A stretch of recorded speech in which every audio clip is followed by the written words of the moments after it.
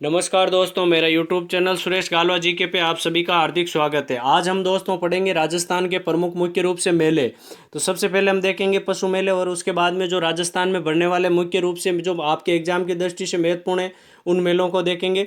तो आप इस वीडियो को शुरुआत से लेकर अंत तक जरूर देखिए। अगर आपको इसकी पीडीएफ चाहिए तो मेरा टेलीग्राम ऐप ज्वाइन कर लेना दोस्तों, सुरेश गालवा जीके के नाम से। उसमें इसकी आपको पीडीएफ मिल जाएगी। तो दोस्तों शुरू करते हैं सबसे पहले हम पशु मेलों में। तो राजस्थान में जो पशु मेले हैं, तो सबसे पहला है दोस्तों श्री बलदेव पशु मेला।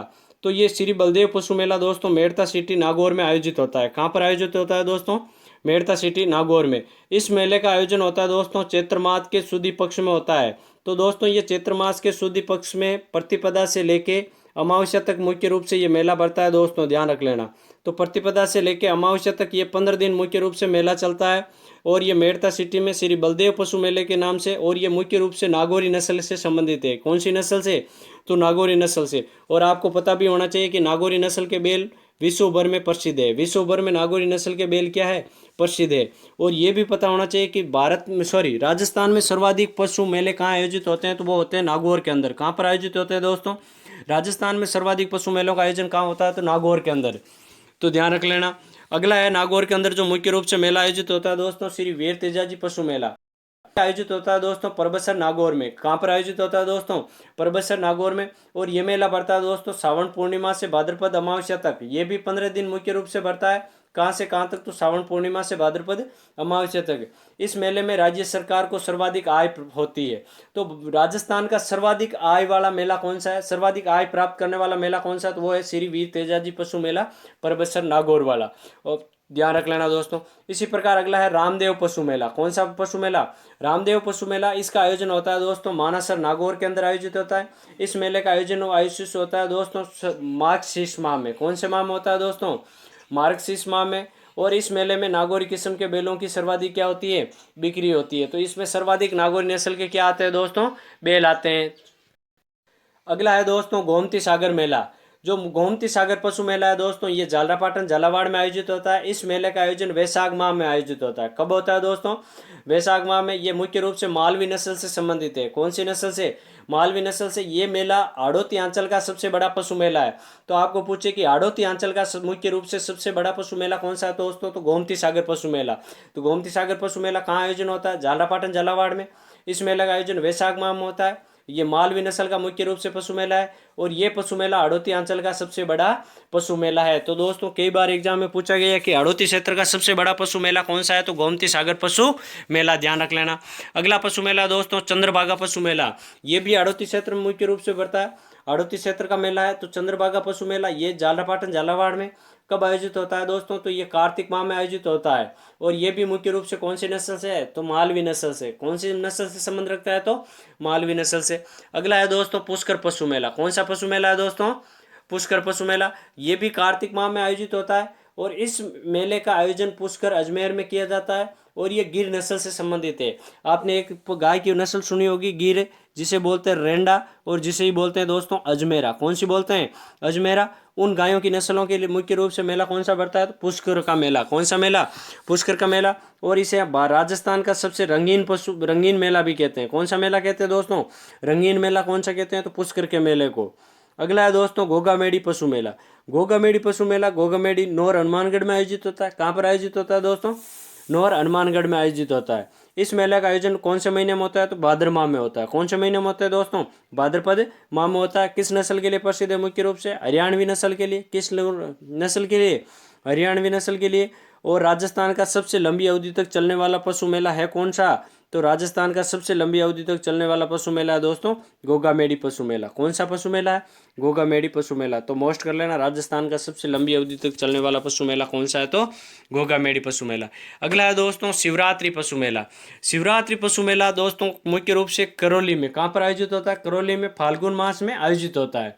और हरियाणवी नस्ल से संबंधित है। तो ध्यान रख लेना शिवरात्रि पशु मेला कहाँ है? तो करौली में। मुख्य रूप से आपको इसको ये ध्यान रखना कौन सा मेला कहाँ पर आयोजित होता है? तो वो होता है करौली में। अगला है जसवंत प्रदर्शनी एवं पशु मेला। जसवंत प्रदर्शनी एवं पशु मेला दोस्तों ये होता है आयोजित भरतपुर में। कहाँ पर होता है दोस्तों?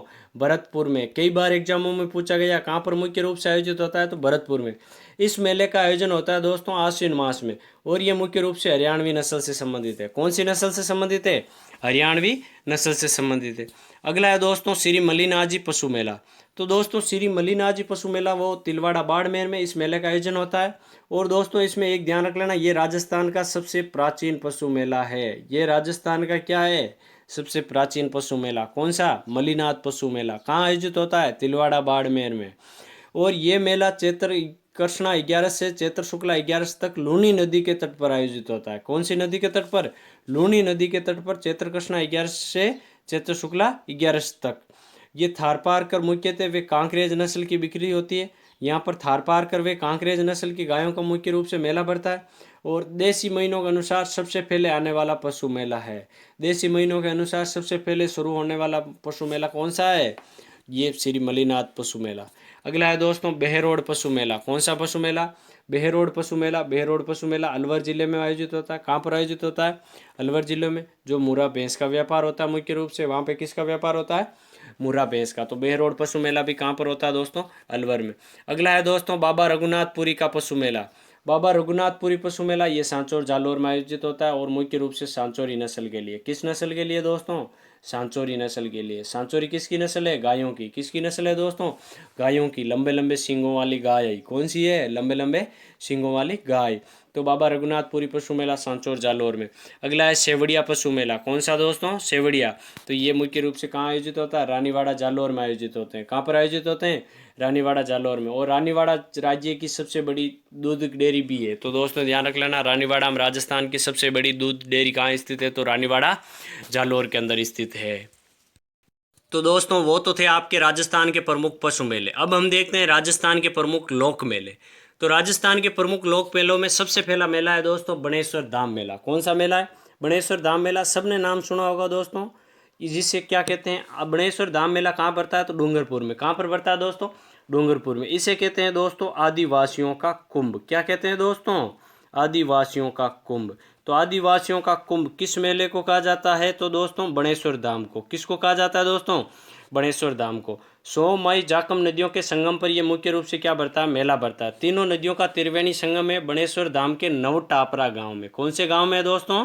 नवटापरा गांव में। तो नवाटापरा गांव के अंदर स्थित बनेश्वर धाम जो सोम मई जाकम नदियों के किनारे, जहाँ पे मुख्य रूप से ये मेला बढ़ता है माघ पूर्णिमा को। कब बढ़ता है दोस्तों? माघ पूर्णिमा को बढ़ता है। इस मेले को वागड़ का पुष्कर व आदिवासियों का मेला भी कहते हैं। तो इस मेले को वागड़ का क्या कहते हैं? पुष्कर भी कहते हैं। और आदिवासियों का। यहाँ प्राचीन शिवलिंग स्थित है, और ये शिवलिंग है दोस्तों खंडित। कौन सा शिवलिंग है? खंडित शिवलिंग की राजस्थान की एकमात्र मूर्ति कहाँ है? तो वो बनेश्वर धाम के अंदर है। और यहाँ पे संत माव जी को बनेश्वर धाम पर क्या हुई थी? ज्ञान प्राप्ति हुई थी। तो आपको पूछे संत माव जी का भी मेला कहाँ बढ़ता है? तो डूंगरपुर के अंदर बढ़ता है। कहाँ पर बढ़ता है दोस्तों? डूंगरपुर के अंदर बढ़ता है। खंडित शिवलिंग की मूर्ति भी कहाँ है? तो डूंगरपुर बनेश्वर धाम में है। और इस वागड़ का पुरस्कार भी किसे कहते हैं? तो बनेश्वर धाम को कहते हैं। आदिवासियों का कुंभ भी किसे कहते हैं? तो बनेश्वर धाम के मेले को कहते हैं। तो आप इसको ध्यान रख लेना, माघ पूर्णिमा को ये मेला भरता है दोस्तों। तो एग्जाम की दृष्टि से मोस्ट भी है। अगला है घोटिया अंबा मेला। देखो दोस्तों घोटिया अंबा मेला बांसवाड़ा में भरता है। कहाँ पर भरता है दोस्तों? बांसवाड़ा में भरता है। ये मेला चैत्र अमावस्या को भरता है। कब भरता है दोस्तों? चैत्र अमावस्या को। इस मेले को भीलों का क्या कहते हैं दोस्तों? कुंभ कहते हैं। क्या कहते हैं इसको? भीलों का कुंभ कहते हैं। इसी प्रकार अगला है आपके भूरिया बाबा का मेला या गौतमेश्वर मेला। तो भूरिया बाबा का मेला या गौतमेश्वर मेला ये भरता है दोस्तों अरनौत प्रतापगढ़ के अंदर। ये मेला वैशाख पूर्णिमा को भरता है। कब भरता है दोस्तों? वैशाख पूर्णिमा को भरता है। इस मेले को मीणा जनजाति का क्या कहते हैं दोस्तों? कुंभ कहते हैं। क्या कहते हैं? कुंभ। देखो भीलों का कुंभ कहते हैं घोटिया अंबा मेला बांसवाड़ा को। भूरिया बाबा का या गौतमेश्वर मेला है जिसे मीणा जनजाति का कुंभ कहते हैं। कहाँ भरता है? अरनौत प्रतापगढ़ में। कब भरता है? तो वैशाख पूर्णिमा को। अगला है दोस्तों चौथ माता का मेला। चौथ माता का मेला भरता है दोस्तों चौथ का बरवाड़ा सवाई माधोपुर में। कहाँ पर भरता है दोस्तों? चौथ का बरवाड़ा सवाई माधोपुर में। ये मेला भरता है दोस्तों माघ कृष्ण चतुर्थी को। कब भरता है दोस्तों? माघ कृष्ण चतुर्थी को। इस मेले को कंजर जनजाति का क्या कहते हैं दोस्तों? कुंभ कहते हैं। क्या कहते हैं दोस्तों?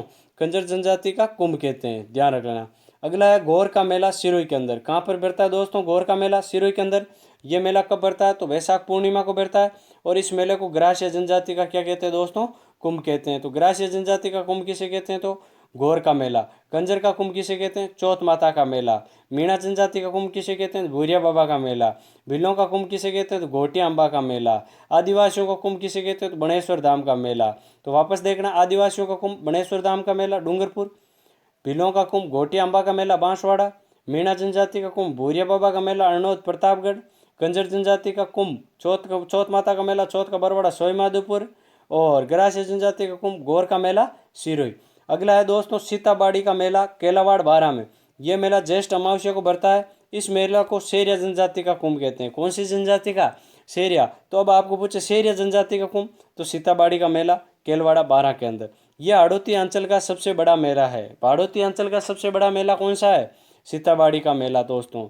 अगला है दोस्तों पुष्कर का मेला। पुष्कर का मेला कहाँ आयोजित होता है? पुष्कर अजमेर में। ये मेला कब पड़ता है? कार्तिक पूर्णिमा को। ये मेरवाड़ा से का क्या है? सबसे बड़ा मेला है। मेरवाड़ा क्षेत्र किसको कहते हैं? अजमेर में अजमेर के आसपास के क्षेत्र को कौन सा क्षेत्र कहते हैं? मेरवाड़ा क्षेत्र। तो इस मेले के साथ साथ पशु मेले का भी आयोजन होता है। इसमें मेले के साथ साथ पशु मेलों का भी आयोजन होता है, जिसमें गिर नस्ल का क्या होता है? व्यापार होता है। ये एक क्या है? अंतर्राष्ट्रीय स्तर का सबसे बड़ा मेला है पुष्कर मेला। और पुष्कर मेले को क्या कहते हैं दोस्तों? तीर्थों का मामा। क्या कहते हैं? तीर्थों का मामा। तीर्थों का मामा किस मेले को? पुष्कर मेले को। ये राजस्थान का क्या है? सबसे रंगीन मेला। क्या है दोस्तों? सबसे रंगीन है मेला, ध्यान रख लेना। अगला है दोस्तों कपिल मुनि का मेला। कपिल मुनि का मेला बढ़ता है दोस्तों कोलायत बीकानेर के अंदर। कहाँ पर बढ़ता है? कोलायत बीकानेर के अंदर। कपिल मुनि एक सांख्य दर्शन प्रणेता थे। ये मेला बढ़ता है दोस्तों कार्तिक पूर्णिमा को। कब बढ़ता है दोस्तों? कार्तिक पूर्णिमा को। मुख्य आकर्षण कोलायत झील पर दीपदान की परंपरा है। तो देखो ये ऐसा कौन सा मेला है राजस्थान में? एक बार एग्जाम के अंदर पूछा गया दीपदान की परंपरा है, तो किस झील के किनारे दीपदान की परंपरा है? तो कोलायत झील के किनारे। वहाँ पे दीपदान की मुख्य रूप से आकर्षण ये एक परंपरा है कपिल मुनि के मेले में। कपिल मुनि किसके प्रणेता थे? सांख्य दर्शन के। किसके प्रणेता थे? और ये जंगल प्रदेश का सबसे बड़ा मेला है कौन सा? तो कपिल मुनि का। कौन सा मेला दोस्तों? कपिल मुनि का। अगला है दोस्तों सावा का मेला चूरू के अंदर। कहाँ पर बढ़ता है दोस्तों? चूरू के अंदर सावा का मेला।